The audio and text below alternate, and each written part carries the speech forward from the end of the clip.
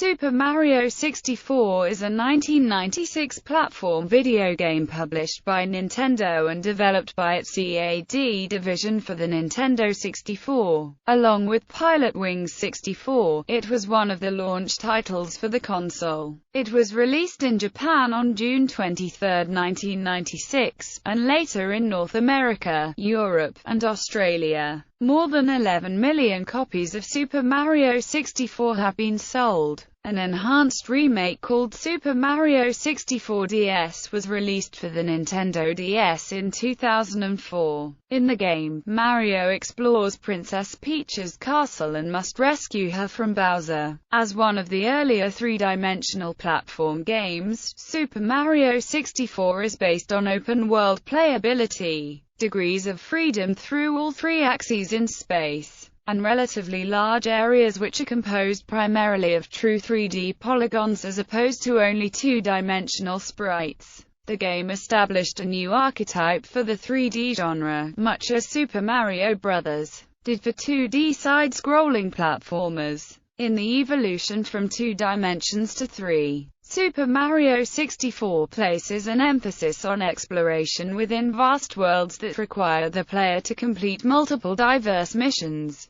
in addition to the occasional linear obstacle courses as in traditional platform games. While doing so, it still preserves many gameplay elements and characters of earlier Mario games. The game has left a lasting impression on 3D game design, particularly notable for its use of a dynamic camera system and the implementation of its 360-degree analog control. The title is acclaimed by many critics and fans as one of the greatest and most revolutionary video games of all time. Gameplay. Super Mario 64 is a 3D platformer where the player controls Mario through several courses. Each course is an enclosed world in which the player is free to wander in all directions and discover the environment, without time limits. The worlds are filled with enemies that attack Mario as well as friendly creatures that provide assistance, offer information, or ask a favor. The player gathers stars in each course. Some stars only appear after completing certain tasks, often hinted at by the name of the course.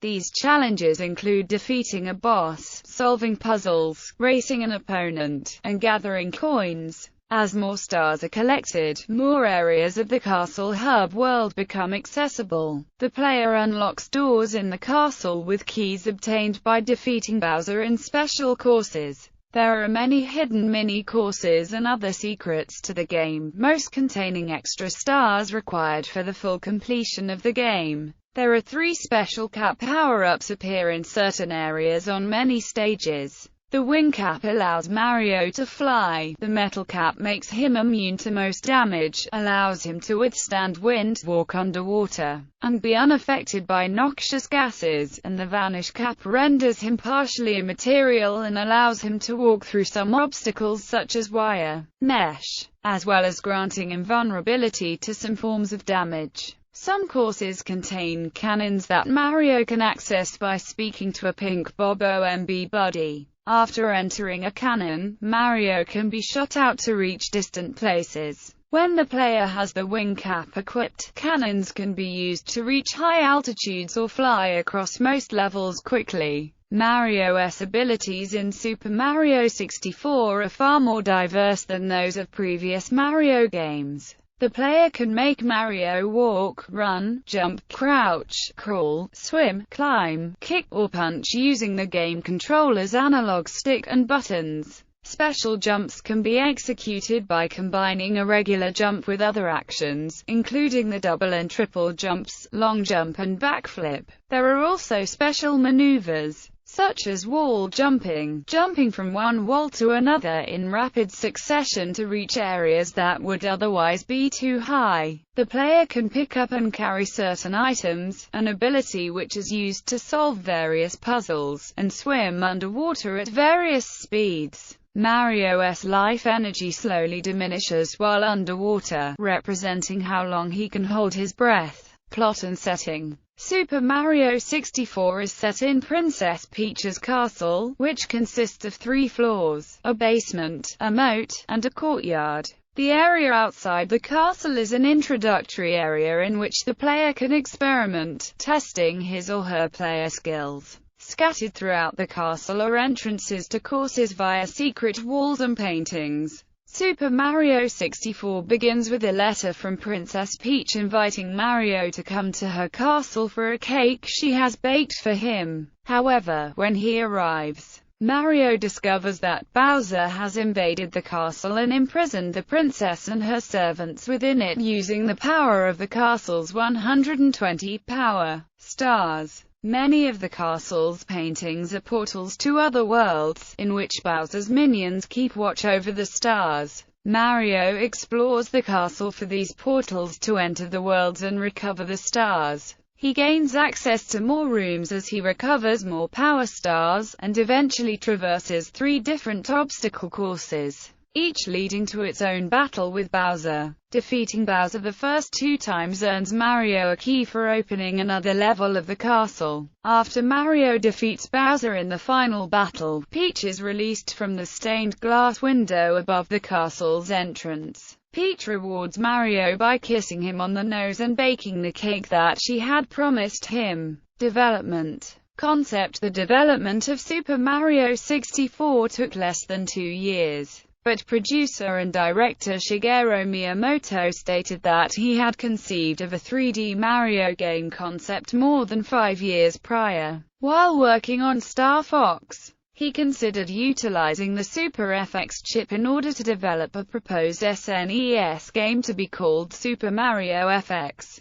but instead retargeted the idea to the Nintendo 64. This was not due to the former system's technical limitations, but because the N64 controller has more buttons for gameplay. According to former Argonaut engineer Dylan Cuthbert, a game titled Super Mario FX had never reached development status, and that Super Mario FX had been used as the internal code name of the Super FX chip itself. According to Jez San, the ultimate design of Super Mario 64 was influenced by a prototype of Argonaut Software's cancelled 3D platform game starring Yoshi that later became Croc, Legend of the Gobos. The game's development began with the creation of the characters and camera system. Miyamoto and the other designers were initially unsure of which direction the game should take. Months were spent selecting a camera view and layout that would be appropriate. The original concept involved the game having fixed path much like an isometric type game, before the choice was made to settle on a free-roaming 3D design. Although the majority of Super Mario 64 would end up featuring the free-roaming design, elements of the original fixed path concept would remain in certain parts of the game, particularly in the 3 Bowser encounters. One of the programmers of Super Mario 64, Giles Goddard, explained that these few linear elements survived as a means to force players into Bowser's lair rather than to encourage exploration. The development team placed high priority on getting Mario's movements right, and before levels were created, the team was testing and refining Mario's animations on a simple grid. The first test scenario for controls and physics involved Mario interacting with a golden rabbit named Mips for the Nintendo 64's Mips architecture CPU, who was included in the final release of the game and eventually in Super Mario 3D World. The developers initially tried to make the game split-screen co-op using both Mario and Luigi. Initially, the 2 characters would start at separate points in the castle and work their way through the game together. However, developers were unable to make the gameplay work. One unique challenge that the team encountered early on was related to depth perception, which the team remedied by provisioning a shadow directly beneath each object regardless of the area's lighting. Developer Yoshiaki Koizumi would go on to call this feature an ironclad necessity, which might not be realistic, but it's much easier to play. Miyamoto's guiding design philosophy behind Super Mario 64 was to include more details than found in games prior to the Nintendo 64, featuring an entire world in miniature, like miniature trains, with all the emotions of the characters. Some details were inspired by the developers' personal lives. For example, the boos are based on assistant director Takashi Tezuka's wife, who, as Miyamoto explained, is very quiet normally. But one day she exploded, maddened by all the time Tezuka spent at work. In the game, there is now a character which shrinks when Mario looks at it, but when Mario turns away, it will grow large and menacing. Super Mario 64 features more puzzles than earlier Mario games. It was developed simultaneously with The Legend of Zelda: Ocarina of Time, but as Ocarina of Time was released more than 2 years later, some puzzles were taken from that game for Super Mario 64. Information about Super Mario 64 first leaked out in November 1995, and a playable version of the game was presented days later as part of the world premiere for the Nintendo 64 at Nintendo Space World. At this point, the basic controls had been implemented and the game was reportedly 50% finished, featuring 32 courses. Although about 2% of mapping was complete, Miyamoto thought he could create more courses, up to 40+ bonus levels. However, the actual number turned out much lower in the final game, as only 15 courses could fit. According to Nintendo of America chairman Howard Lincoln, Miyamoto's desire to put more into Super Mario 64 was a major factor in the decision to push the Nintendo 64's release date back from Christmas 1995 to April 1996. Audio: the music was composed by veteran composer Koji Kondo, who created new interpretations of the familiar melodies from earlier games, as well as entirely new material. Super Mario 64 is one of the first games in the series to feature Charles Martinet as the voice of Mario. It also features the voices of Leslie Swan as Princess Peach, who also wrote the English text for the game. Tracklist reception: Super Mario 64 received widespread critical acclaim and is the best-selling Nintendo 64 game. By May 2003, 11 million copies had been sold. Super Mario 64 had become the second most popular title on Wii's Virtual Console by June 2007, behind Super Mario Bros. The game has been praised in the gaming press, and is still highly acclaimed. It has collected numerous awards, including various Game of the Year honors by members of the gaming media, as well as Nintendo's own best-selling Player's Choice selection. In addition, Super Mario 64 has been placed high on the greatest games of all time lists by many reviewers, including IGN, Game Informer, Edge, Yahoo Games, GameFAQs users, and Nintendo Power. Electronic Gaming Monthly awarded the game a Gold Award in its initial review, and in Edge magazine, Super Mario 64 was the first game to receive a perfect score. British magazine Maximum gave it their Maximum Game of the Month award, making it the only import game to win that honor, and attested it to be the greatest game the magazine had ever reviewed. Game Informer initially rated the game a 9.75, but re-rated it a 9.0 a decade later in a retro review. The Japanese gaming magazine Famitsu rated Super Mario 64 a 39/40. Common praise focused on the presentation, while criticism was directed at the camera system. Nintendo Power lauded the graphics, sound, and gameplay, but commented the shifting camera angle took getting used to. Next Generation magazine praised many aspects of the game: musical score, graphics, lack of loading times, and the scale of the game, though they commented that the game is less accessible than previous Mario titles, citing the camera's occasional erratic movements and lack of optimal angle as frustrating. Maximum found the game's strongest points to be its sense of freedom and the fact that revisiting levels unearths new areas and challenges. Video game publications and developers praised Super Mario 64 for its design and use of the 3D gameplay. The game is counted by OneUp.com as one of the first games to have brought a series of 2D games into full 3D. Maximum commented that the old 2D platform genre is essentially dead with the arrival of this game. The limitations inherent with the genre have been swept away in the wake of Mario 64. In the transition to 3D, many of the series' conventions were rethought drastically, placing an emphasis on exploration over traditional platform jumping, or hop and bop, action. While its quality was disputed by some, it has been argued that it established an entirely new genre, different from that of previous games in the series. Time magazine focused on the realistic kinetic animation and the controls provided by the integration of the new pressure-sensitive controller into the game, calling it the fastest, smoothest game action yet attainable via joystick at the service of equally virtuoso motion, where F or once the movement on the screen feels real. GameSpot called it one of the 15 most influential games of all time, and rated the Nintendo 64 version a score of 9.4 and the Wii Virtual Console version an 8. Game Informer commented that even a decade later the game still offers hours of entertainment. They also commented on the camera system, stating that by present-day standards the camera system would almost be considered broken.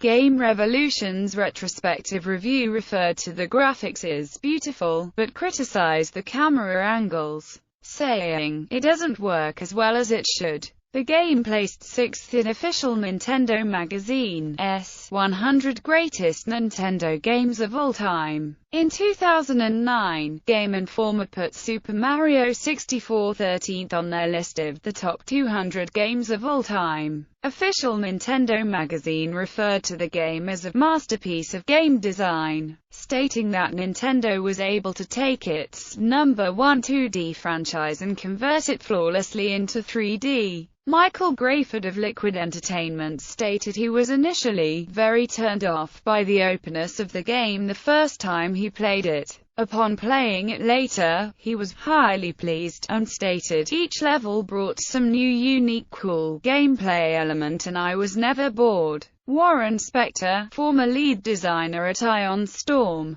stated it was not possible to squeeze this much gameplay into a single game, and no game has done a better job of showing goals before they can be attained, allowing players to make a plan and execute on it. He also praised the exploration aspect of the game, commenting that allowing players to explore the same spaces several times while revealing something new each time is a revelation. Impact and legacy. Critics acknowledge Sūpā Mario 64 as a key contributor to the anticipation and initial success of the Nintendo 64 console. Though the system was initially very successful, it eventually lost much of its market share to Sony's PlayStation. OneUp.com attributed this decline to Nintendo's use of cartridges and the design of the Nintendo 64 controller, which were reportedly implemented by Shigeru Miyamoto for Sūpā Mario 64.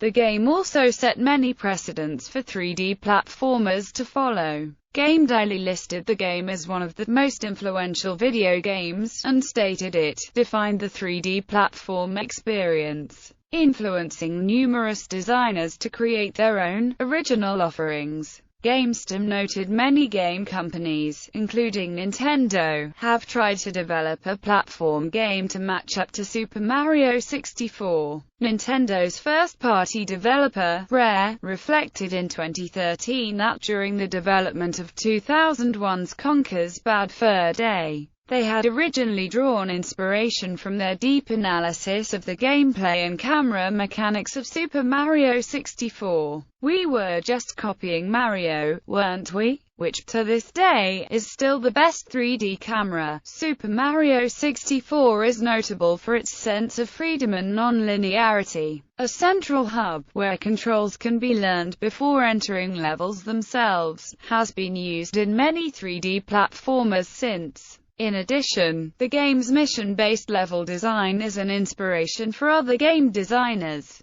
For example, Martin Hollis, who produced and directed GoldenEye 007, says, "The idea for the huge variety of missions within a level came from Super Mario 64. In 2012, Dan Houser, a prominent figure in the development of the Grand Theft Auto series, stated, "Anyone who makes 3D games who says they've not borrowed something from Mario or Zelda on the Nintendo 64 is lying." Super Mario 64 is the first game to have a free camera that can be controlled independently of the character. Most 3D games from the time use a first-person perspective, or a camera that is fixed in position relative to the player's character, or to the level, to create freedom of exploration, and more fluid control in a 3D world. The designers created a dynamic system in which the video camera is operated by the in-game character Lakitu. The camera system would become the standard for 3D platform games in the future. Nintendo Power stated the camera control scheme is what transitioned platform games into 3 dimensions, and that the game, along with The Legend of Zelda,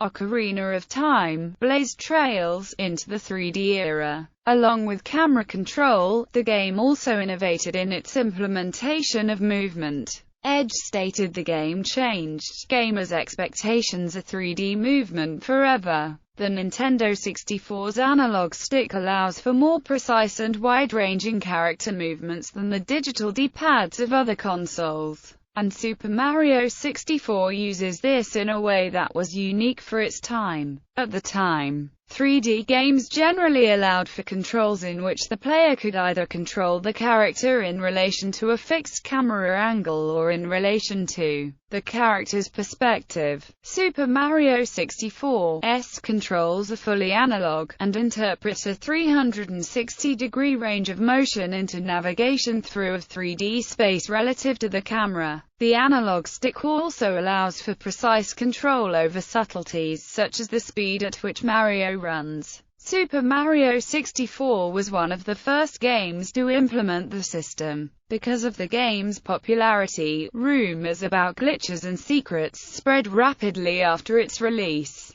A common rumor was that Luigi was a secret character in the game, fueled by illegible symbols in the castle courtyard that were said to resemble the text "L is real 2401. This same texture would reappear in The Legend of Zelda, Ocarina of Time on a plaque in Dodongo's cavern. IGN received so many questions and supposed methods to unluff Luigi that the staff offered a $100 reward to anyone who could prove that Luigi was in the game. The number of false codes submitted to IGN dropped dramatically, as Luigi's inclusion was proved to be a myth. The April Fool's Day 1998 issue of Nintendo Power claims that the cryptic phrase would be discussed on the non-existent page 128. And also features a facetious article titled Luigi 64, commenting humorously on the rumor. On May 5, 2011, Super Mario 64 was selected as one of the 80 games to be displayed at the Smithsonian American Art Museum as part of the Art of Video Games exhibit